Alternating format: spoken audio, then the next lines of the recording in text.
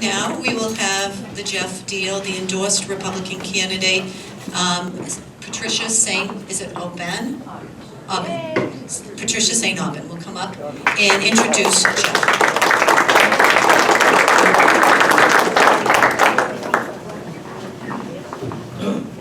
Well, there's like one guy I'll come out in this kind of weather for, and that's Geoff Diehl. So thank you for all being here, and thank you, Donna, and the Worcester Republican City Committee for sponsoring this event tonight. It's wonderful. My name is Patricia St. Aubin, and I am State Committee Woman for Norfolk, Bristol, Middlesex. And thank you for all attending here at this great venue. I would like to say a word to recognize where we are. We are actually at the Polish Nationalization Club, which was established in 1906 to preserve and conserve Polish heritage in America. We all know, studying history, that Poland was trampled and petitioned off several times. And thank God the Polish made it here to America and became productive citizens. Contrast that Polish example with Elizabeth Warren and where she stands on sanctuary cities. I can tell you that Geoff Diehl, Representative Geoff Diehl, the endorsed Republican candidate for U.S. Senate and endorsed at the last convention here in Worcester, has a very different view of sanctuary cities than Elizabeth Warren. As many of you know, Geoff grew up in Pennsylvania and graduated from Lehigh University. He now lives in Whitman with his wife, Kathy Jo, and his 2 young daughters. Geoff has been in the business world. In fact, he owns a small business with his wife right now in Whitman. Geoff set out to be a political person by running his first campaign for state rep in 2010. Since then, he has been a steadfast representative on Beacon Hill fighting tax increases. Just look at the work that Geoff did on the automatic gas tax increase. He fought it and killed it. $20 billion saved for us. He, along with others, led the uphill battle that was being outspent 33-1. Even AAA was against us.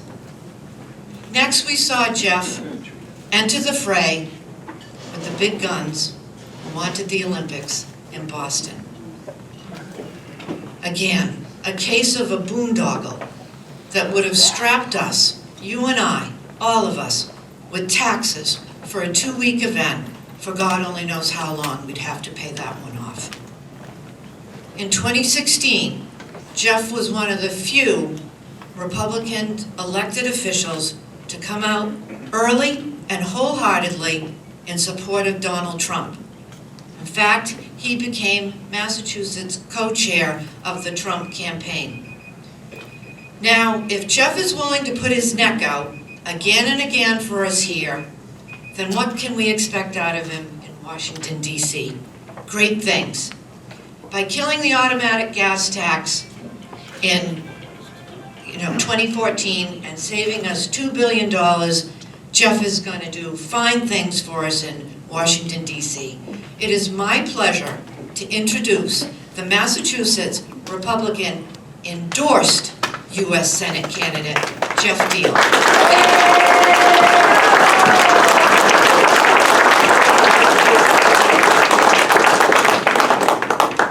This is kind of high up here. Now I know what you're saying, Lou. All right, that's too high. All right. So I'm not going to use the full 8 minutes. A lot of you folks may already know me, but I just want to kind of talk about a couple things. First of all, Patricia, thank you very much for your kind words. Patricia, as everybody knows, ran for state auditor back in 2014, ran a great race, an actual auditor. Instead, we elected a former state rep to become an auditor. And yeah, it was too bad to see that race go that way, but you did a fantastic job, and thank you for the help on the gas tax during that time as well. Okay, I'm going to admit this, and I don't want to admit this because it hurts, but on the South Shore, I've always felt that we were the backbone, the workhorses in Massachusetts for the Republican Party. I really did. And now I'm finally willing to concede that Worcester based on the numbers with Scott Brown and based on the Trump numbers, you guys really are delivering for Massachusetts Republicans. So congratulations. Reluctantly, but I am happy for you. I'm really happy to be back here in Worcester, of course, because it was just a little over 2 weeks ago when we won the convention by a lot. And that was really a fantastic result, and we were thrilled with it. The hard work that went in for quite a few months to make sure that we were successful at the campaign. I can't thank my staff enough, and a lot of those folks are here. Desiree, of course, lead on working so hard to make sure that happens. So thank you, Desiree, for what you've done. And what you do for Republicans in the area and across the state all the time. So that's great. Look, my wife and I brought my family there to the convention. We really were thrilled to have the reception we did. It was wonderful. That's the reason I got into this in the first place. In 2010, I was 40 years old when I ran for office. I had 2 daughters. They're now 16 and 11. And it was looking at them as to why I joined the Finance Committee in the town of Whitman. And once I was on the Finance Committee, I couldn't help but see that the state was backsliding on their commitments to our towns. And it's been happening across the state for too long. Education funds drying up. The Quinn bill was pulled, so our towns had to make up, education for police. There was so much going on, and the opponent that I ran against had voted for Sal DeMacy, the 3rd speaker, to be indicted and go away to prison, right? He had voted to raise the sales tax from 5% to 6.25%. And this is a quick side note. Before I am done here, I want to make sure, because this is a meet and greet too, when we're done, go over there and sign this form. This is to get the additional 11,000 signatures to get it on the ballot to reduce the sales tax from 6.25% to 5%. We need to undo that. Okay? And by the way, one other bit of housekeeping. On May 21st, Governor LePage is coming down to do an event for us at the Chateau in Waltham, from 5 to 8 p.m. So if you'd like to see a sitting governor come in on support of our Senate campaign, please, you're invited. Go to the website, diehlforsenate.com, to get more information. Okay, enough of the commercials aside there. I got into this because I wanted a better future for my kids, and then I ran for state rep because I wanted a better future for the kids and the families of my district. Now I'm running for the U.S. Senate because I think I can help deliver a better future for you, your children, your grandchildren, and you deserve it. You deserve a senator that's actually going to work for the people of Massachusetts, not work for himself. In case you guys missed the news, today Elizabeth Warren announced she's spending another $175,000 to spread more money around to every state committee every Democrat state committee in the country. She already gave $5,000 to every one of those state committees. So if you don't think she's running for president in 2020, you're sadly mistaken. That is the actions of someone who will not answer the question of will she serve the full 6 years in office, okay? Now, she's going to have the media on her side. She's going to have all the special interests, the big money and all that, but it doesn't matter because we have you. This campaign has you, and we've had your support in the past, and that's what I want to talk about. In 2010, I ran a campaign against an incumbent who had been in for 2 terms. He was the vice chair of education, had voted for Common Core with 0 hearings in Massachusetts. 0 hearings. I know Donna has been an advocate, lead advocate against Common Core forever. And by the way, thank you for organizing this tonight, Donna. And, so the seat had been held by a Democrat for 14 years. I didn't know what I didn't know, but I read 2 books on how to run for office, and I ended up winning that seat. And when I got there, I didn't, rest on my laurels. We started working immediately on other issues. And a lot of people in this room, I dare say probably the majority of people in this room, worked in 2014 to repeal the index gas tax. It was going to go up automatically without a vote every year, okay?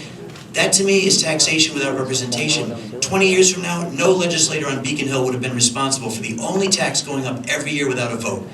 That we can't have that. So we got a group of people together. We got on the ballot question. We got it on the ballot with 120,000 signatures. We were outspent by $3 million, and we ended up winning that issue with 50,000 more votes than the governor's race. Nothing against Charlie, but the fact is more people in Massachusetts went out to vote that election cycle to stop their gas tax from going up without a vote. And I'll tell you, that's why I know we can win this race against Elizabeth Warren. This state voted for Scott Brown in 2010 when he said he was going to be the 41st vote against Obamacare. Now, it was Mitt Romney and Ted Kennedy that gave us the mandated health care coverage, and yet just a couple years later, when Scott Brown talked about the fiscal impact to a household, that they would never save that $2,500 annually on their health care. This state elected him to be the next U.S. Senator. And that's what's going to happen again. We've got a Republican governor who's a better manager of state services, so the state will vote Republican. They'll vote what's in their fiscal best interest. And the last little piece of the puzzle is Donald Trump.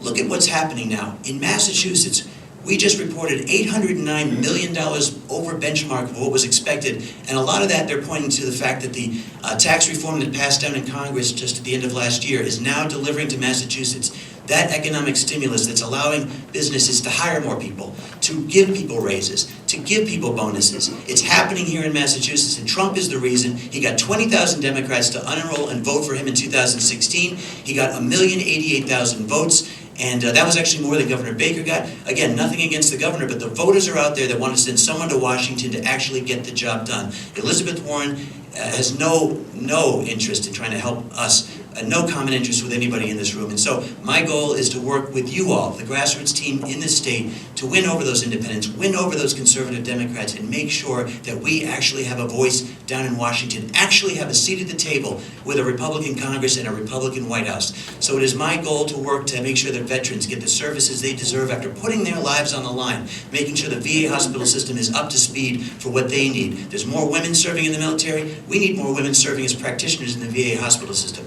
Make sure that we continue to cut taxes. Make sure that law enforcement is respected. These are all the goals that I think you guys have every single day in what you do in your jobs, in what you do as Republican activists. It's my goal to help get you to get your voice down to Washington. So I'm hoping you'll join me for the primary in September and elect me to be the nominee to go against Elizabeth Warren. I want to thank you for coming here tonight, and I look forward to working with each and every one of you over the next several months. Thank you very much.